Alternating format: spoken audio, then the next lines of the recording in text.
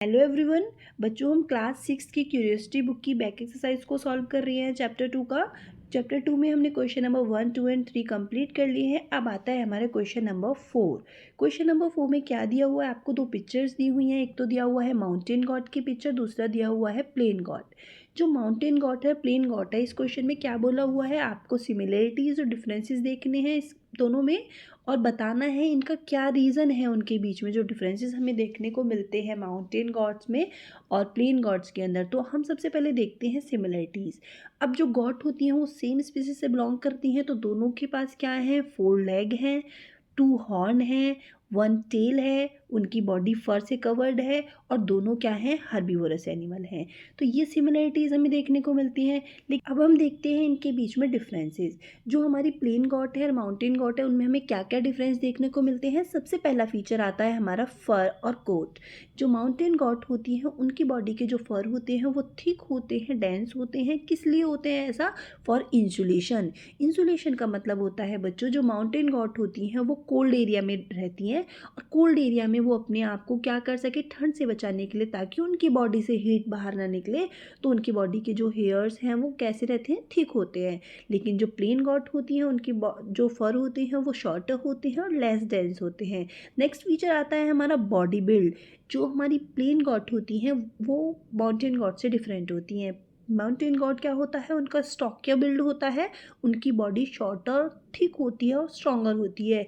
लेकिन as compare to plain goat, उनकी body क्या होती है? थोड़ी लीनर होती है। Leaner body build with longer legs. उनके लेग्स क्या होते हैं? लॉन्गर होते हैं, और बॉडी थोड़ी स्लिम और थिन होती है।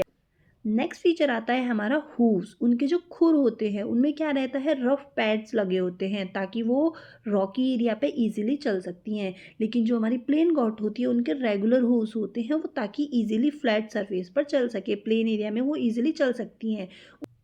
नेक्स्ट फीचर आता है बॉडी साइज। जो माउंटेन गॉट होती हैं वो ज़्यादा कॉम्पैक्ट और रोबस्ट होती हैं। उनकी बॉडी जो होती है वो ज़्यादा क्या होती है? टाइट होती है, स्ट्रॉन्गर होती है। लेकिन जो हमारी ये प्लेन गॉट हैं वो क्या होती हैं? थोड़ी लार्जर होती हैं और लेस कॉम्पैक्ट होती हैं as compare to mountain goat. अब क्वेश्चन में पूछा हुआ है कि ये डिफरेंसेस हमें क्यों देखने को मिलते हैं, तो उसका रीज़न है बच्चों इन्वायरमेंट। एक है माउंटेन गॉड, दूसरी है प्लेन गॉड। जो माउंटेन गॉड है, अब ये इन्वायरमेंट दोनों का अलग अलग है, माउंटेन एरिया का अलग है और प्लेन एरिया का अलग है। तो जैसा इन्वायरमेंट लिविंग ऑर्गेनिज्म को मिलता है वो उसी अकॉर्डिंग अपने आप को क्या कर लेता है? अडेप्ट कर लेता है। अडेप्ट का मतलब होता है जैसा इन्वायरमेंट उसके अकॉर्डिंग अपने आप को एडजस्ट कर लेना। तो दोनों माउंटेन गॉड कोल्ड और रॉकी एरिया में रह रही हैं, लेकिन जो प्लेन गॉट हैं वो वार्म और फ्लैट एरिया में रह रही हैं। तो उनका बॉडी जो होती है अलग तरीके से एडजस्ट करती है, उनकी बॉडी अलग तरीके से एडजस्ट करती है। तो यही वो रीज़न है जो इन्वायरमेंटल कंडीशन की वजह से अपने आप को क्या कर लेना? अडेप्ट कर लेना। नेक्स्ट हमारा इजी सा क्वेश्चन है, group the following animals into 2 group based on their features other than discuss in the chapter. ये कुछ एनिमल्स के नेम दिए हुए हैं, इनको क्या करना है? अलग अलग ग्रुप में कैटेगराइज करना है। जो बुक में दिया हुआ है डिटेल्स उससे कुछ अलग। तो हम कर सकते हैं फ्लाइंग एनिमल्स और नॉन फ्लाइंग एनिमल्स को अलग अलग। जैसे हमारा पिजन, बैट, कॉकरोच, ग्रास ऊपर, ये क्या है? फ्लाइंग एनिमल्स के अंदर आते हैं। लेकिन जो हमारी एनिमल्स फ्लाई नहीं कर सकते हैं वो है हमारे cow, tortoise, whale, fish, lizard. तो ये इजी सा क्वेश्चन है, ये तो हर बच्चा कर सकता है।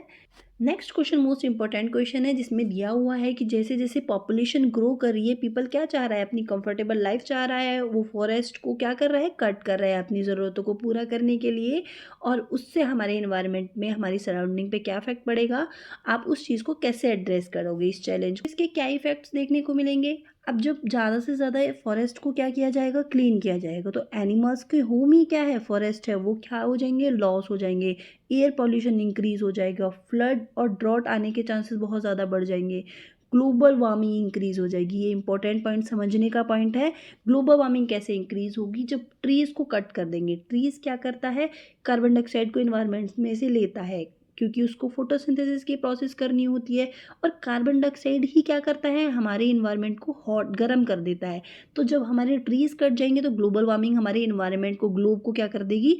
हॉट कर देगी। तो इसी वजह से वो क्या होगा? ग्लोबल वार्मिंग का इफेक्ट इंक्रीज हो जाएगा। इसका क्या सॉल्यूशन हो सकता है? हमें ज़्यादा से ज़्यादा प्लांट्स लगाने चाहिए, फॉरेस्ट को सेव करना चाहिए, पेपर को रिसाइकिल करना चाहिए, यूज़ लेस वुड, वुड को कम से कम यूज़ करना चाहिए।